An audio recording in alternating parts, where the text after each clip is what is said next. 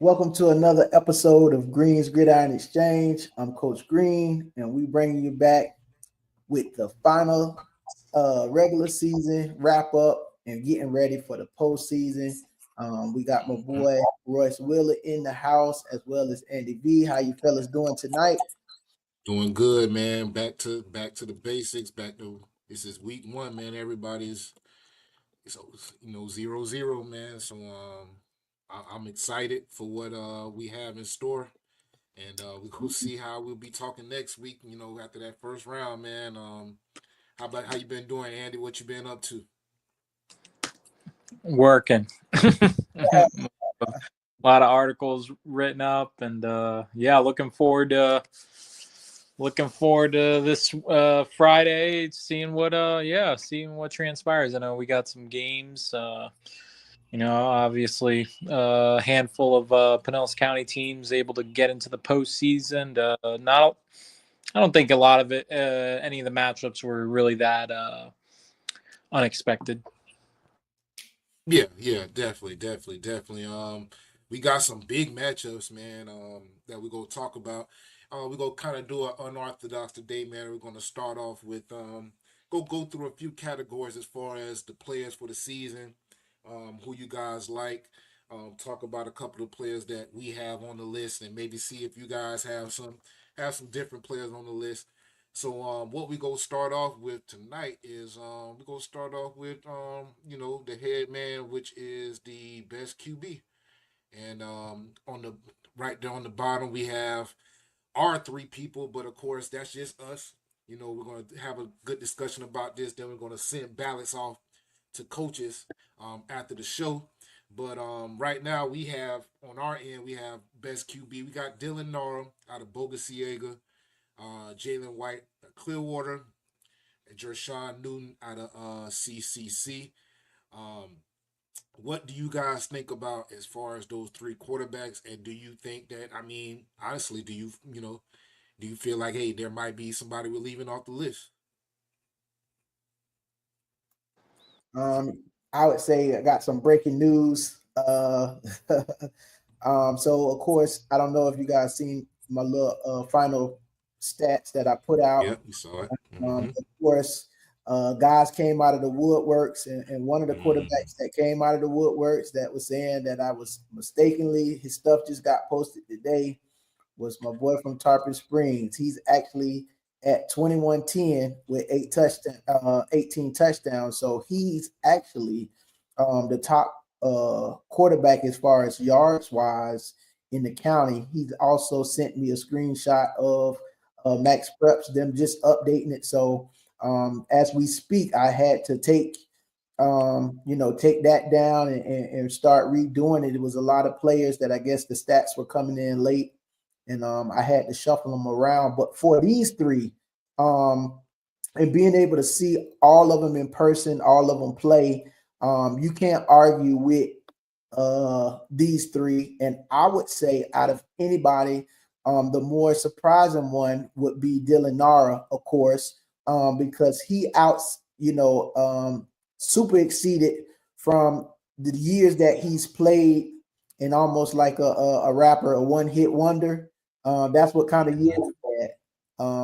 On pace to almost, could throw for 30 touchdowns against with this game coming up, and he's at what 20 something touchdowns, 23 passing, and I think he added maybe five on the ground with 28 total. So he can definitely add to those stats. And as far as his ability throwing the ball, um, you see he throws a real good ball, tight spiral, puts the ball in windows where only his receivers can catch the ball. I had an opportunity to see him on the bus tour, and he was the exact same way. I had uh, had a chance to interview him throughout the bus tour, and I just was really impressed with how he threw the ball all summer, and it led into the season. And with the weapons he had around him, it boosted his stats. So he was by far one of the best quarterbacks in this area uh, this year, along with Jalen White and also Jashawn Newton. But I just wanted to give my take on Dylan Nara and how he's had just a breakout season with the numbers that he's had. What you say, Andy?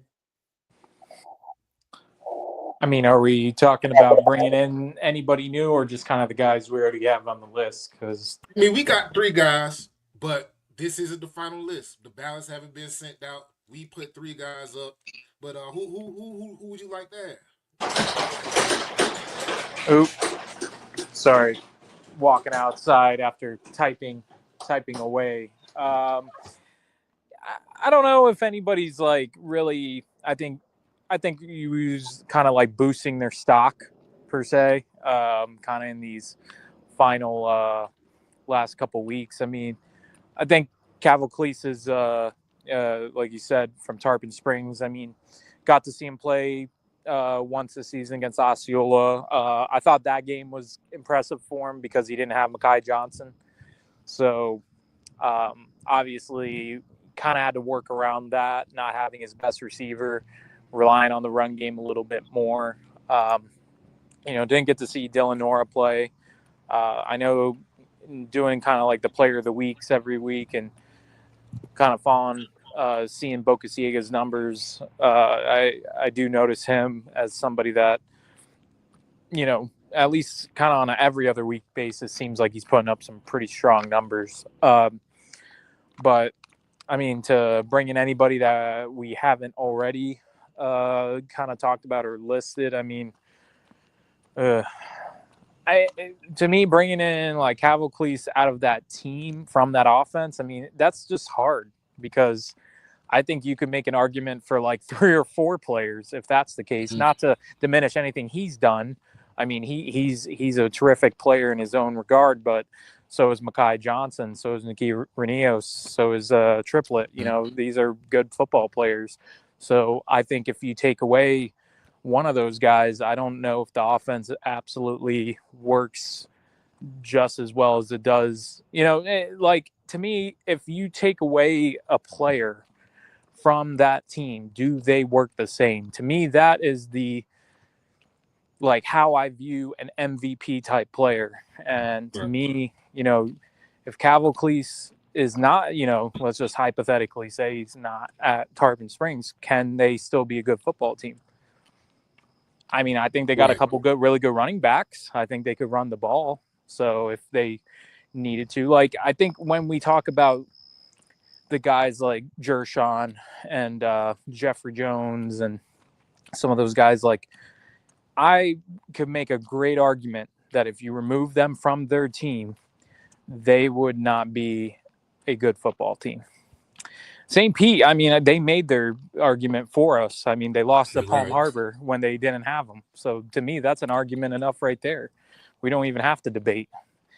And I know we talked like saying, oh, well, that kind of speaks to what kind of depth they have. Well, I think that just spoke more to how much they need one player.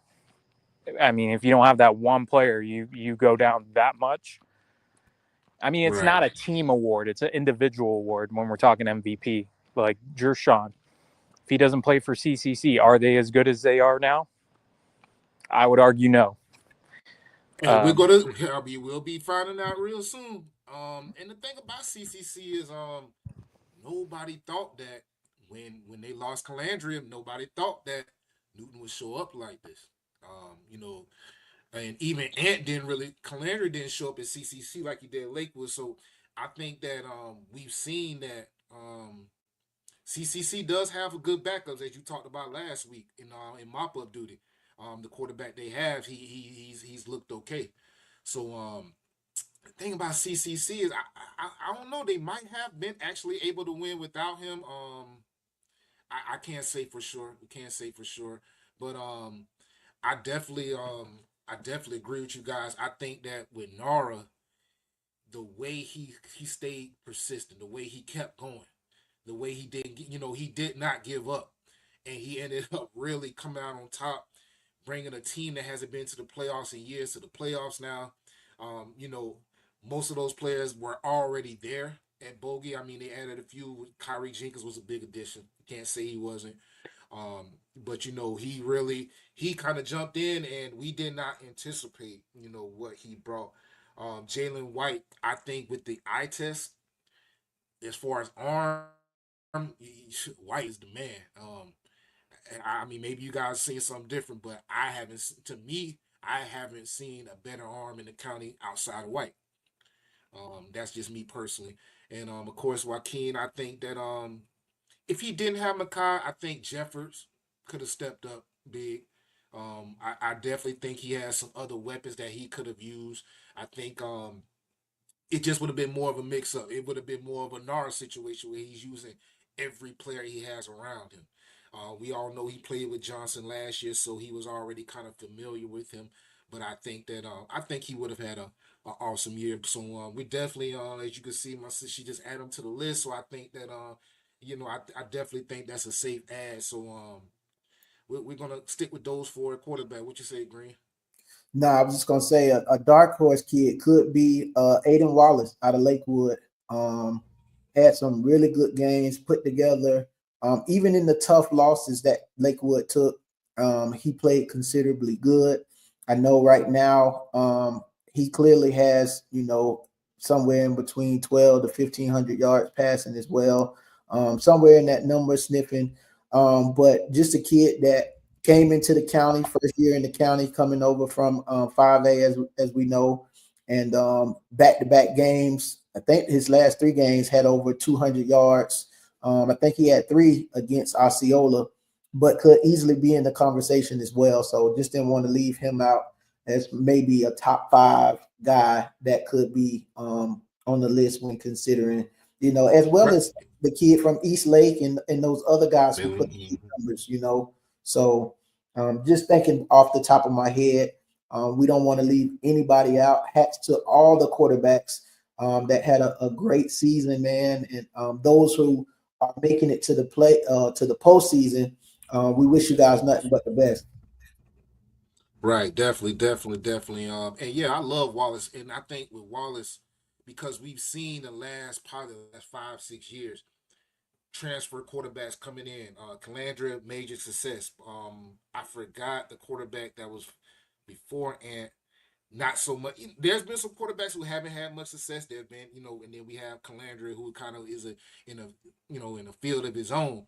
But I think that that Lakewood play it wasn't the thing about it, and we know that he dealt with a few different offensive coordinators already, and he's been able to pretty much adjust with no issue. So I love Aiden Wallace. He's a junior, right, Green?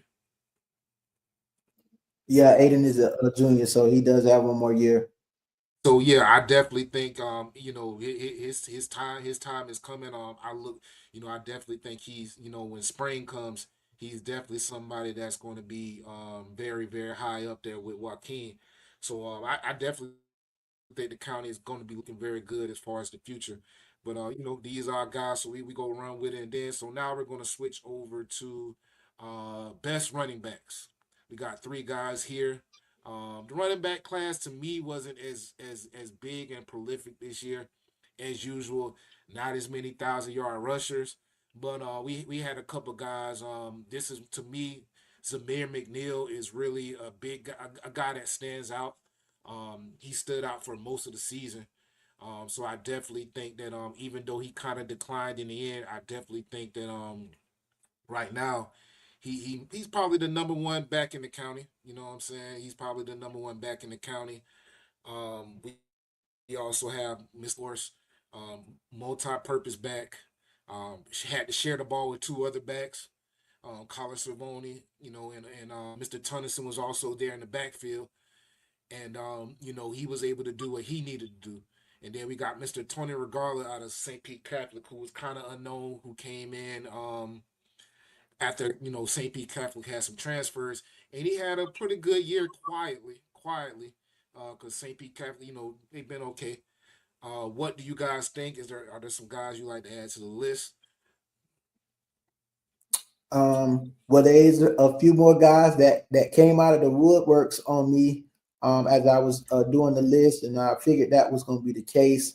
A kid out of Palm Harbor by the name of Jackson Oh Wilson. yeah, he actually had over 1,000 yards as well. And of course, Yeah, that was screenshotted to me. So hats off to Jackson Wilson, running back out of Palm Harbor. And then also, we can't forget Mason Stark's uh, running mate, Carlos Collins. Cerrone.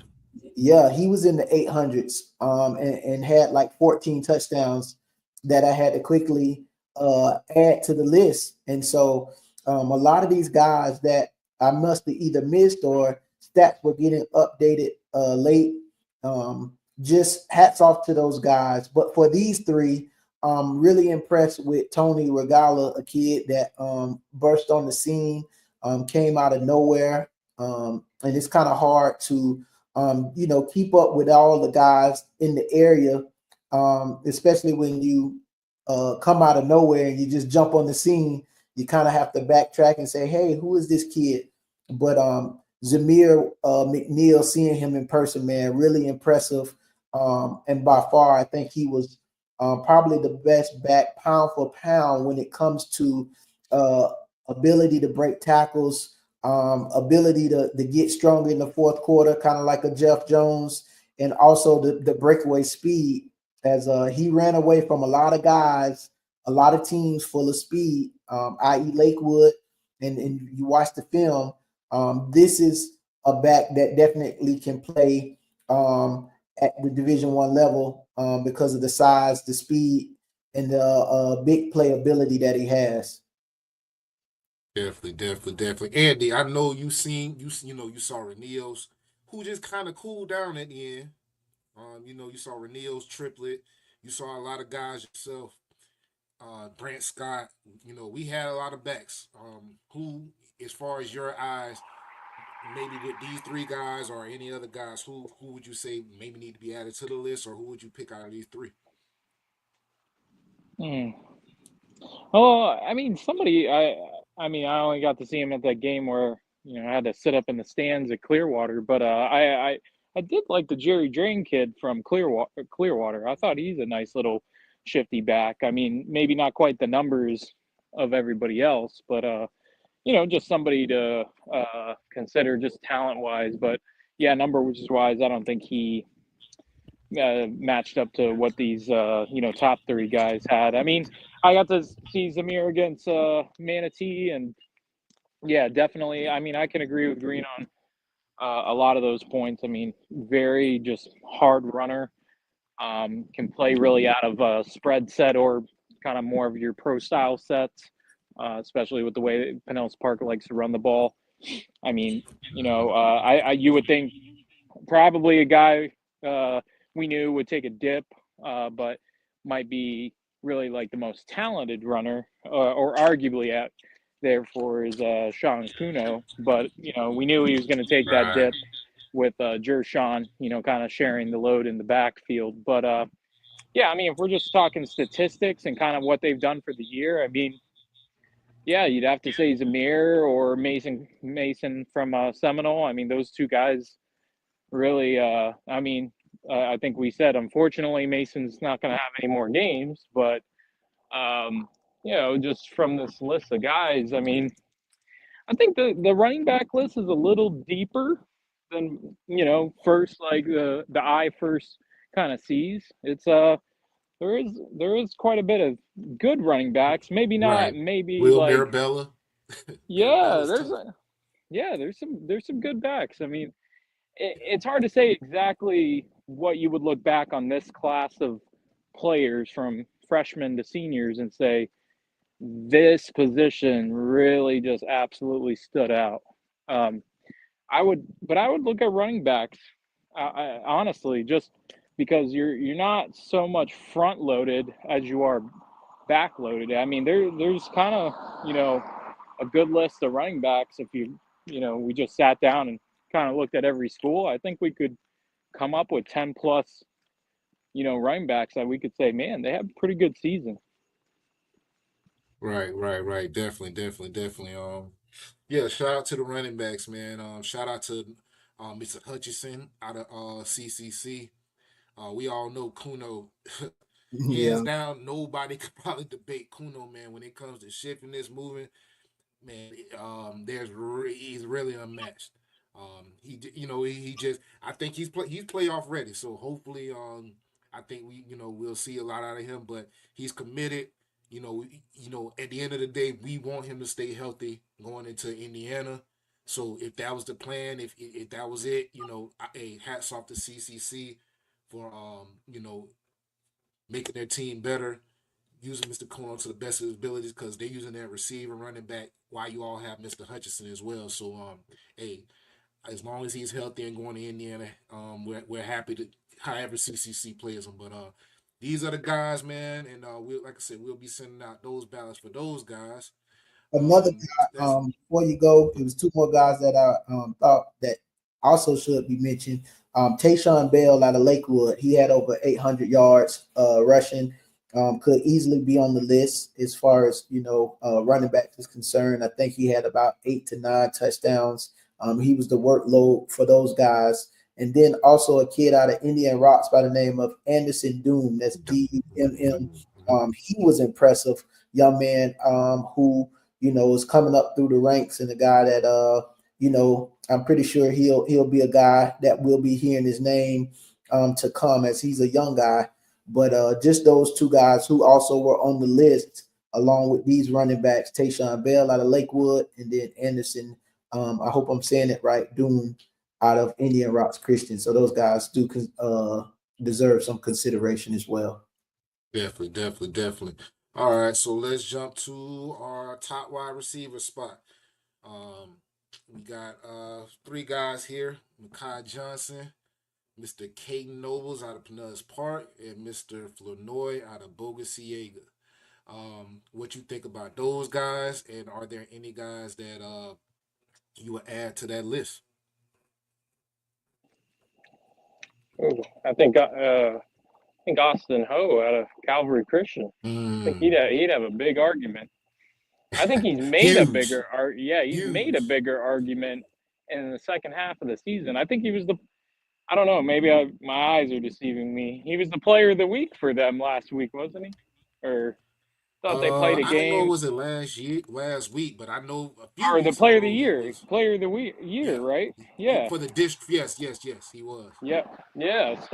So great honor for him. And yeah, I mean, I think he kind of really He just came on added like him to it. the list. Yeah, I was gonna say, good save there. Good save. Yeah, Yeah, he's been. I mean, another position.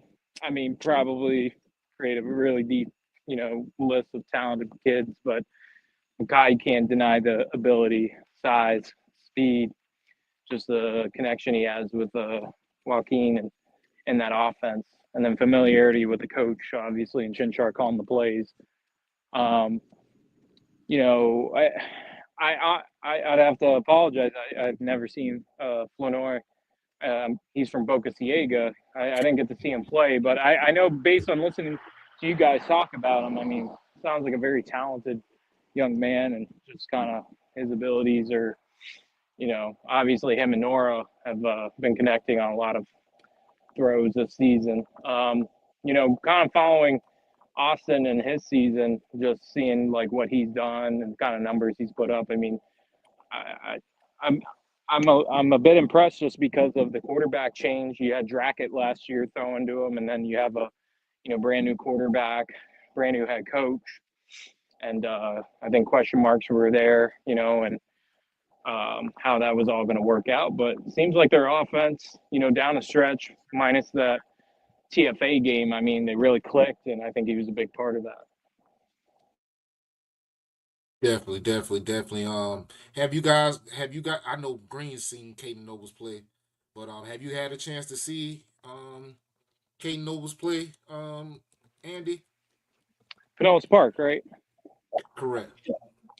I mean, I would have had to seen him play against Manatee. I just don't really remember. I remember Zamir. I remember I mean, he scored on the game's opening drive.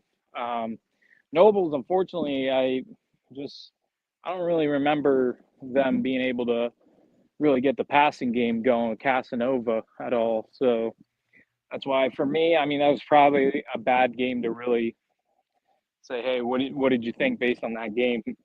Well, if it's based on that, I don't know. I mean, didn't really Right. get to see him touch the ball. So, yeah. Okay. I And mean, what was your evaluation of Green when you saw him play against Lakewood Nobles? I think he was as good as advertised. As you saw from the clips, he made some pretty big plays.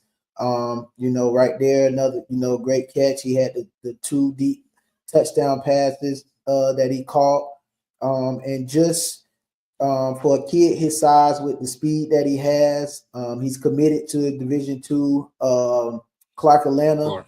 I think he's going to go and have a good career there if he can stay healthy, because he'll get bigger and stronger and perhaps faster.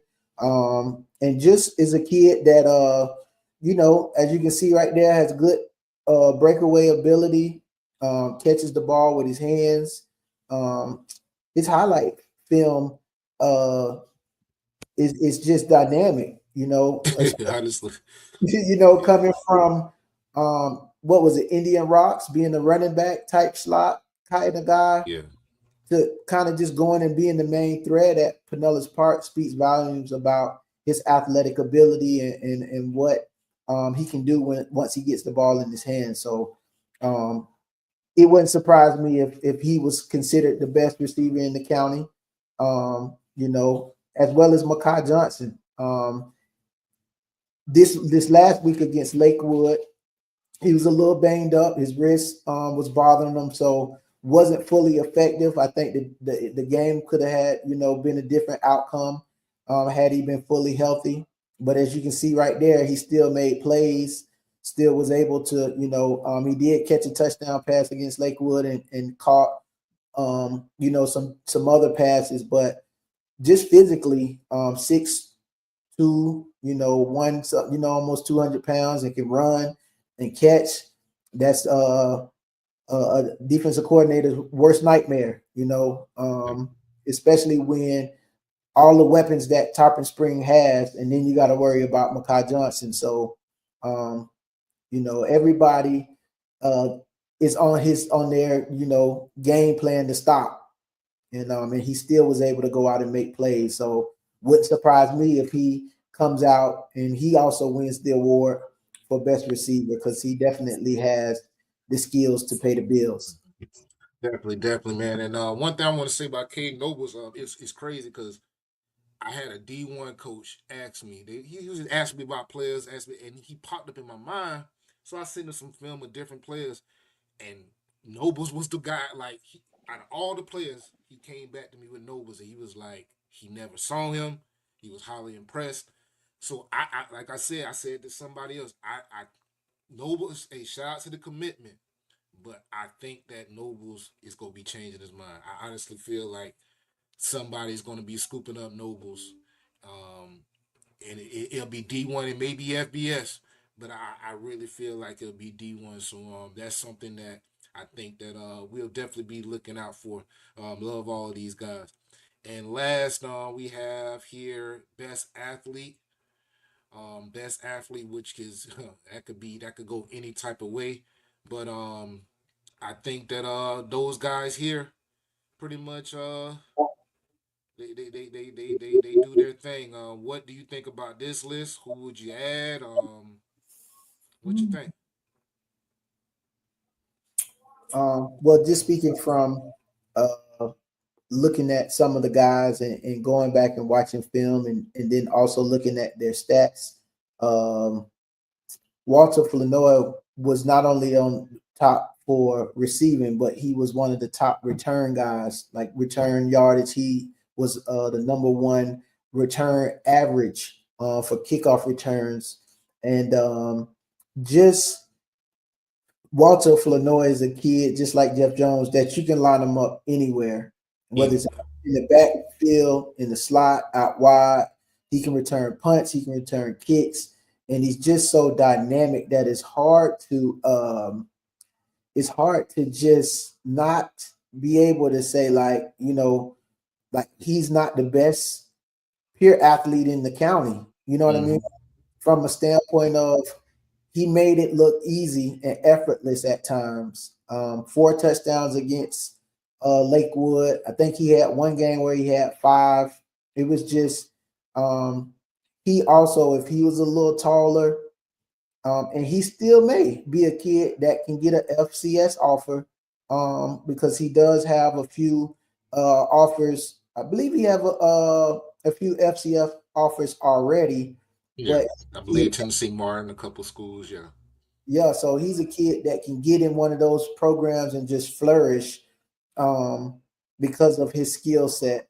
And so, man, I watched him from Pop Warner Holy. now. It's been Right. the same thing. So watching it over and over just make Mm-hmm. you like, man, this kid is just on another level. This one category is going to be a tough one because it's like splitting hairs. You know what I mean? It's definitely like splitting hairs. So, um, he could have beat Lakewood just by himself. That night, him and Nara could have just beat Lakewood by themselves. So, uh, pretty good list of young men that all of them are deserving, and either one could win. Be graced with this honor to win the award for best athlete. Yeah, man. And just to throw it, I think Flournoy is he will have more offers. I think he kind of, and this is no knock against any coach or anything. I think he kind of falls into that Jeff Jones thing where they really don't know yet what they're gonna do with him.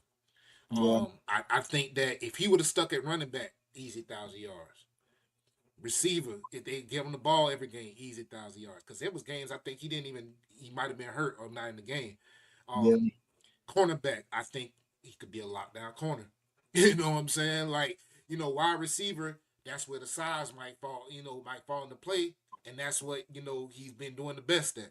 So he kind of falls into that Jeff Jones mode of jack of all trades, master of none. You know what I'm saying? And it's a great thing for the county. Like, we've got to see it. But I think some coaches just don't know, where to put him yet. And I think that might be holding some coaches back. But I think the coach who does get them, I mean, once they figure it out, it's not going to be hard. I don't think it's going to be hard for them to figure it out. I think they just got to give him the opportunity and say, hey, let's put you here. I love him as a kid. I mean, Pop One, that's what he was, running back. That's what we saw him. He was amazing at it. And he wasn't playing for one of those organizations that was stacked. He was playing for a team that, he was the man. And every week, in Little League, you're like, okay, Flournoy, you got to watch us. They're your Bulldogs. That's the one team. There's a Walter Flournoy. So we've seen it for years, man. I love it. Jeff Jones, same thing coming out of Little League. You knew everybody knew Jeff Jones was gonna be the man. You know what I'm saying? So these are guys. Sean is just same thing. Knew he was gonna be the man. Mason Stark is just somebody who just kind of came on the radar. So he's the new one of this fold. But this is gonna be a tough one. Jeff is just.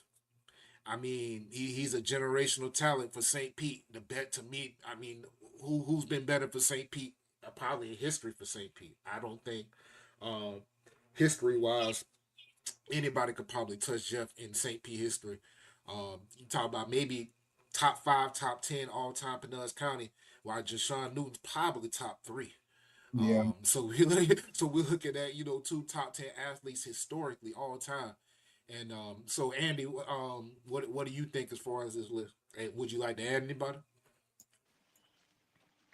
No, I think I think the list is pretty solid, and the guys that are on it, all deserving, just because of they're all multifaceted type guys. Are able to play multiple different positions, and I think taking a look at when you think of athlete, to me the next word is versatility, because you're able to play at another position and flourish. And, you're somebody that the coach feels like is a Swiss Army knife type of player, Taysom Hill kind of guy, if you will.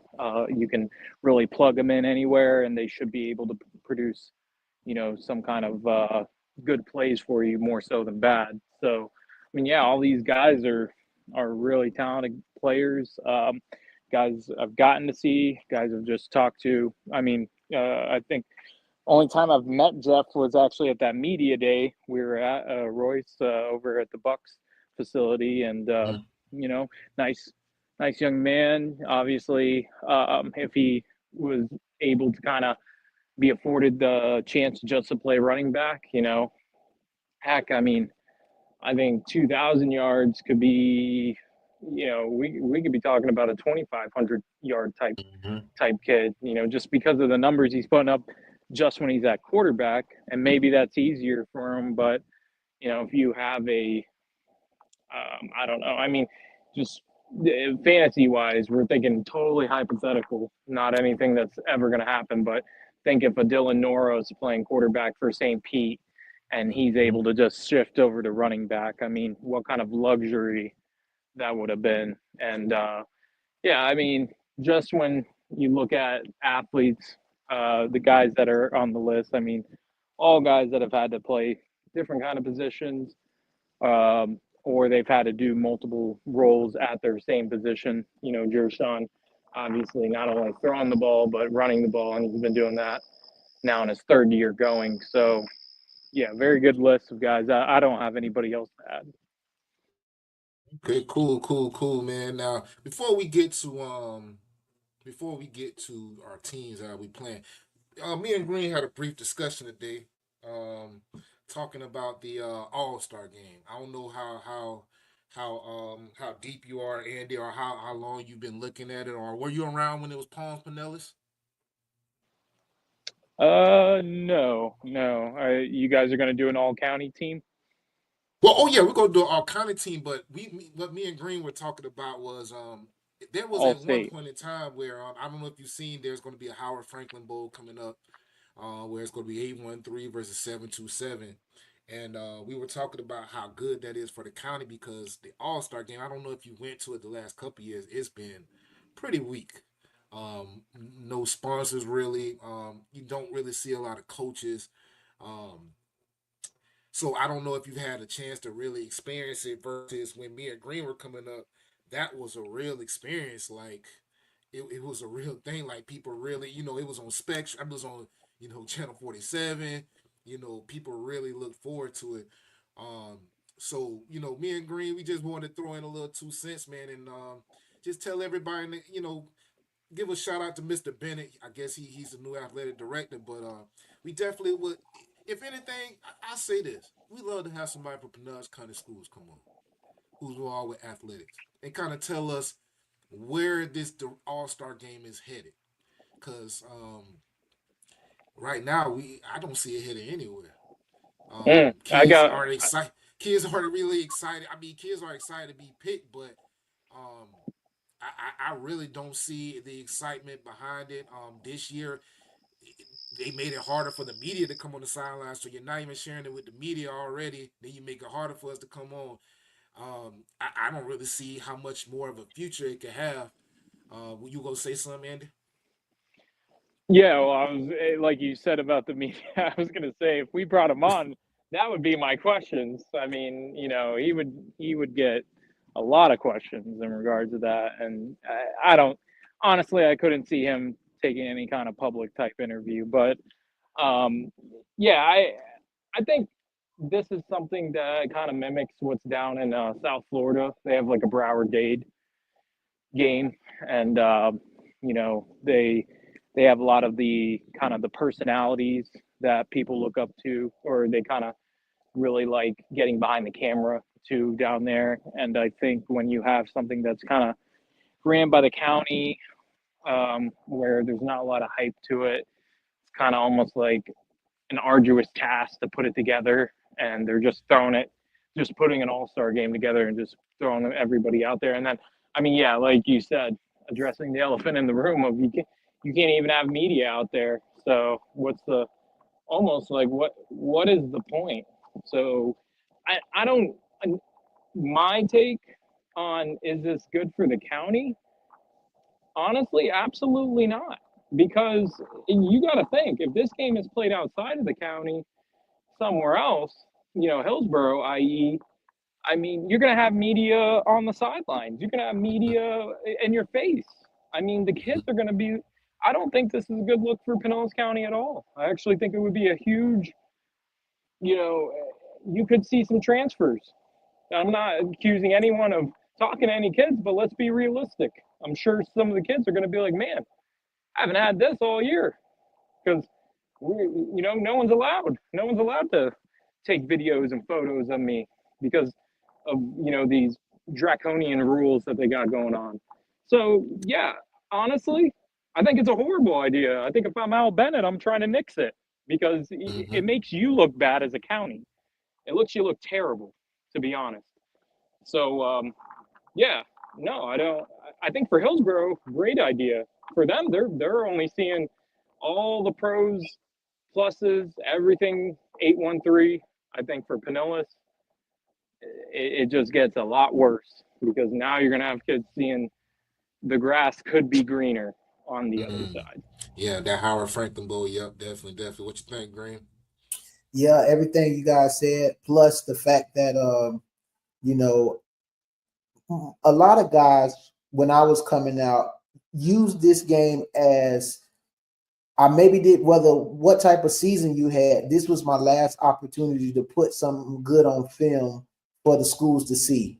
You know what I mean? You're playing against what is considered the best in our area, and you really want to go out there and show or put on a good showing, um, to just make a name for yourself at the end of the day, to let schools know, from a recruiting standpoint, that I am the guy that that you guys need to come look at. And when you don't have people in your corner fighting for you to help you to gain traction or to get some notoriety outside of your own school, it's already tough enough in this area, if your name isn't a big name, to get schools to come in and look at you. So it's just disheartening for the young men who heard about this game in the past and thought that it was something that would help propel them into maybe a better position recruiting wise, but it's definitely lost its luster. And no one stepped up to say, hey, this is losing its luster, and it's almost like they're satisfied with what's going on. So, like Andy said, it's not a good look, and it's only going to get worse if they don't get a hold of it, and kids are going to start opting out of playing, and eventually they're going to do away with it because they're not going to have enough kids to play in it, Yeah. and everything will be forwarded to the Howard Franklin Bowl or some other bowl that will come up that will take the best of our guys and take them somewhere else. Right, and like Andy said, this is see the thing about Howard Franklin Bowl. And hopefully, we can have BJ on next week. I know you'll talk to him. If not, one of us go speak with. Hopefully, we can have him on next week. But that Howard Franklin Bowl, with it not being just seniors, that's going to be an opportunity for these players to get seen by other schools. And with the way these way players transfer, you're going to have some Tampa schools that might come and grab one or two players. That might, you know what I'm saying? That might be like, hey man, Panus ain't showing you you're playing for this school. They aren't getting you recruited. Go ahead and slide over here because this is what this is. I remember that one of a coach from a school used to say that's why they didn't play a certain school because they didn't want that school to grab their players. Now we got this Howard Franklin Bowl that's going to be big. I really think it's going to be big, and you're going to have them being seen by Tampa schools and other Pinellas schools. So this is, I think that yeah, this is an opportunity for Howard Franklin Bowl. I love those guys. I love what they're doing. This is an opportunity for them to this is a 2 or 3 window opportunity for that game to become really big and really knock the All-Star game out the box. And so and if this game is successful this year, you talk about opting out this year, oh, it's gonna be big opt-outs next year. It's not that's when the game is gonna be at risk next year, the All Star game, if this game is successful. So we're gonna talk about that hopefully next week, man. Next week or two, get BJ on and really talk about what their mission is because right now we don't know the mission for the All Star game in Pinellas County. There's we don't know the mission. Is it to get players recruited? How we don't even know we don't have the roster. We don't see you guys passing out the roster. Last year when I went to the website, there was absolutely nothing on the website. So what is really the mission for the All Star game, the Pinellas County All Star game? I want to say Paul's Pinellas, but it's not even that anymore. So that's something, man. Hopefully we will get into, man. But for now, guys, let's go ahead and run down these games. When we got about 14 minutes left. First game we go run through is Bogus Siega Chamberlain. Bogus, I got a little bit of knowledge on them. Both teams average about 30 points a game, um, over 300 yards a game. Um, I think that Bogey has a chance. Bogey has a chance. What y'all think? Yeah, Bogey definitely has a chance. Anytime you have uh, Dylan Nara pitching the ball around to athletes like Walter Fenoy and the athletes that they have on the outside, man, it's anybody's ball game. I think it's going to also actually come down to which team plays better defense. As much as many points as Bogey scores, their defense gives up just as many. You know what I'm saying? Mm-hmm. If they can play any ounce of defense of maybe holding them to maybe 28, 21 points, and then them, Bogey doing the rest, maybe putting up 35 to 40, then Bogey can pull this one out. But like you said, they're even in, how many points they're scoring, how many points they're averaging. So it looked like it could be a even battle. And with Bogey having to go over to Chamberlain is always hard to win at somebody else's home. So we'll just have to see how this one shakes out. What you think, Andy? Have you seen Chamberlain play in? No, I did do a couple stories in regards to him just because I know at the state championships last year, it was kind of like the big news I was able to break was James Wilder, the former Florida State running back, got named the head coach. And then, I believe he stepped down to become the general manager for them. And then he had to step away from that role with Chamberlain. I believe he's at Specially Fit Academy now. But they do have Coach Wood. He's there. He's done a real nice job with the Storm. I almost said the Chiefs because that's what they used to be named. But yeah, the Storm got a pretty good team. I know they lost to Jefferson in the last week of the season. They got a really talented team, undefeated, and I think the keys for the biggest key. I mean, I'm not really worried about does Boca Ciega have the talent when you're looking at a Pinellas County perspective. Like, I'm not worried about the talent when they walk into that stadium. I think it's more of a mindset. Can you go into Hillsborough County and travel back to Gulfport with a win? Because I think that is probably the biggest thing, because I think of recent years, or really, however many years it's been, Hillsborough County feels like they've flexed that dominance over Pinellas County teams. So I think for Bogey, it's just going to be, how do we go in there? How do we approach this mentally to make sure that we return home with a win? Because I think talent-wise, they have it to be able to win. Can they mentally get over the hurdle? Facts.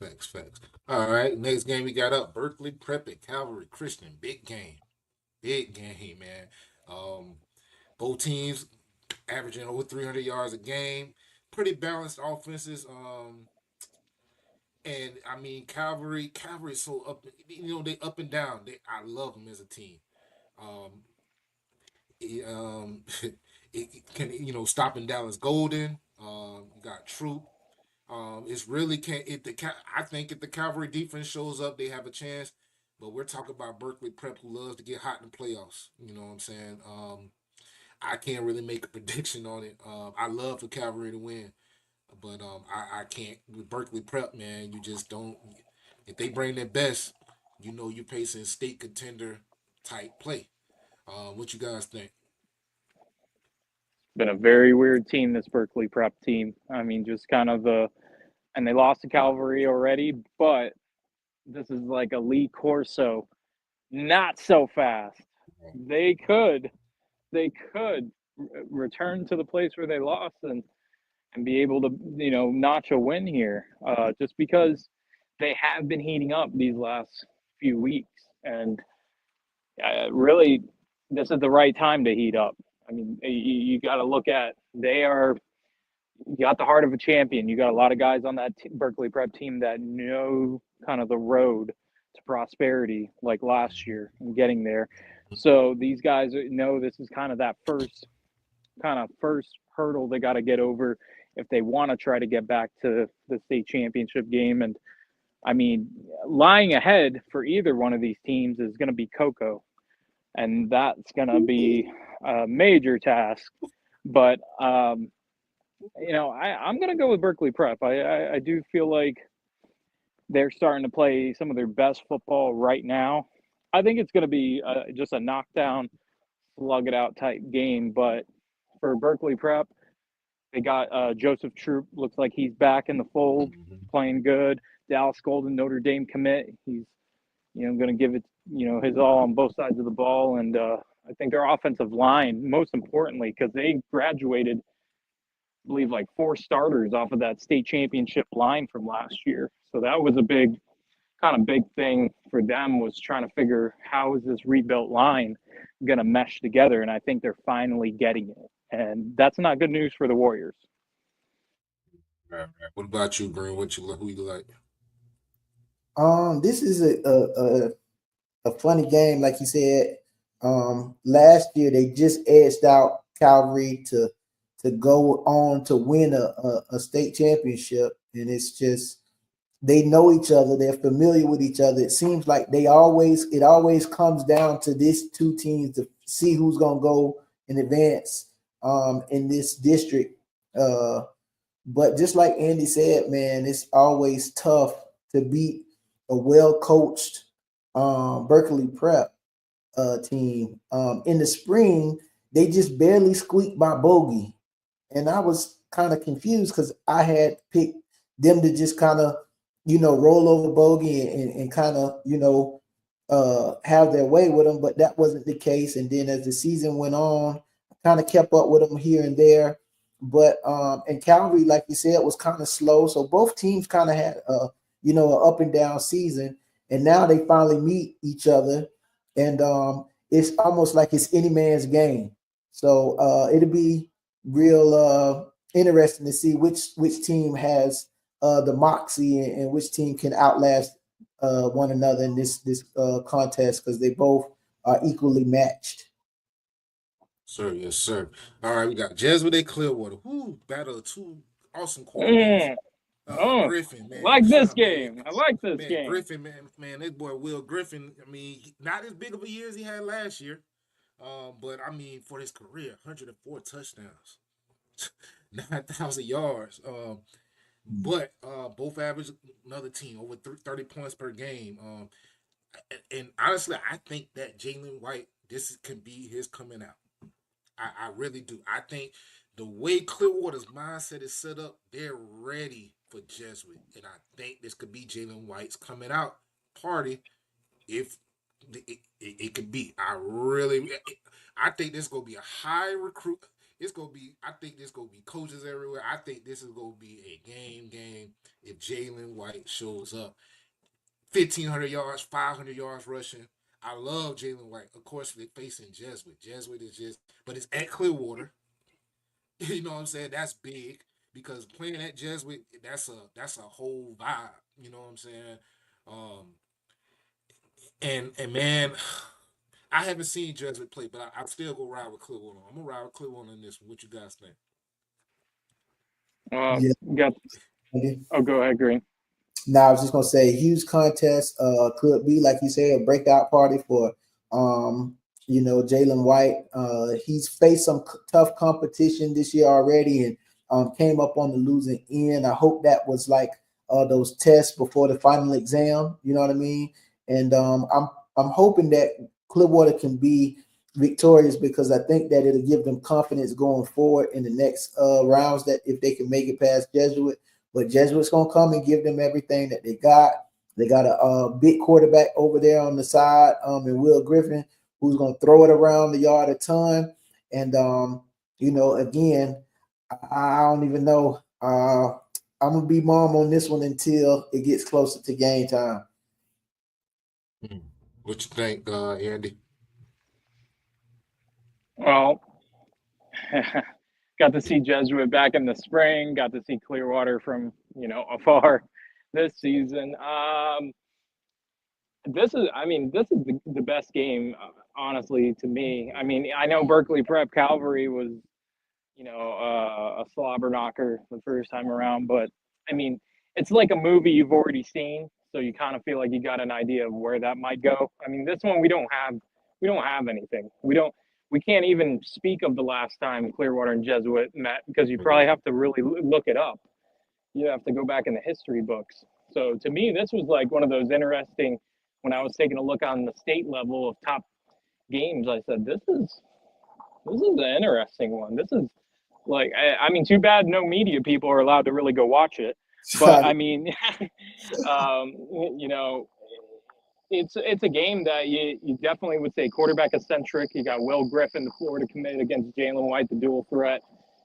Just dynamo for the Tornadoes. And I mean, I think what's really going to be determining this game, other than these two quarterbacks, the offensive line.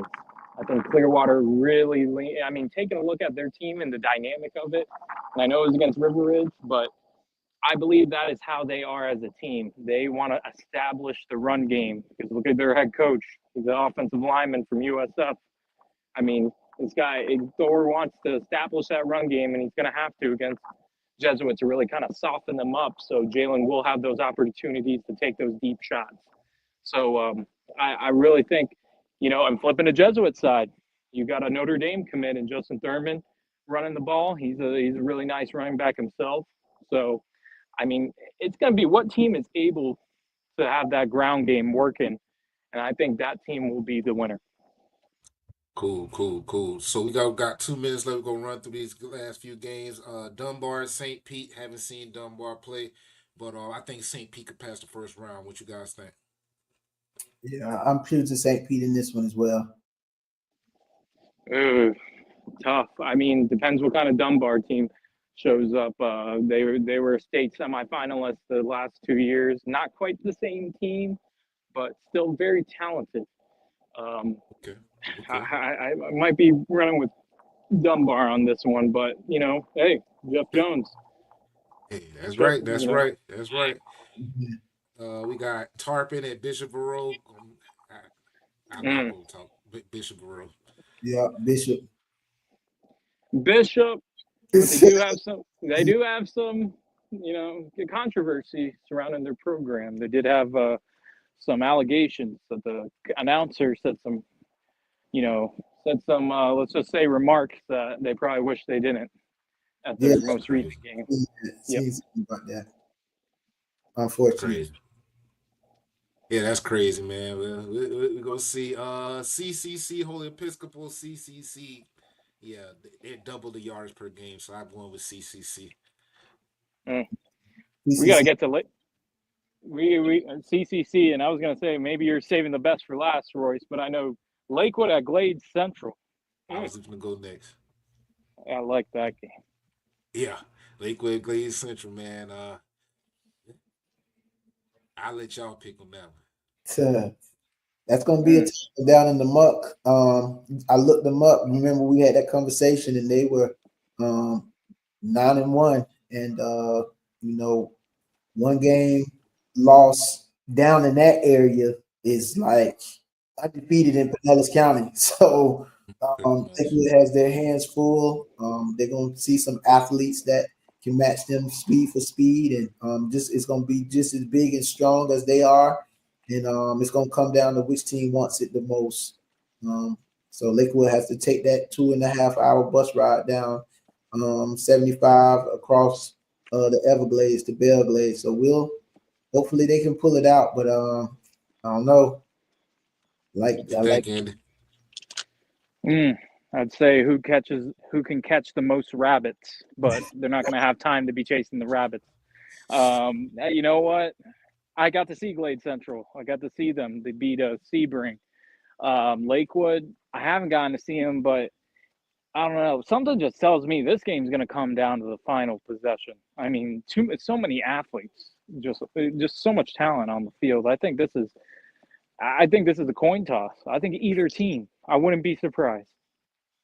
All right, man. We go drop our predictions for the rest of the games online, man, because yeah, we out of time. So man, nice talking to you fellas. I will see you guys next week, man. Hopefully, like I said, hopefully we can have BJ on, man. And you out of time, y'all. Appreciate you boys, man. Y'all have a good night. Yes, sir. Later. All right, brother. I'll holler at you.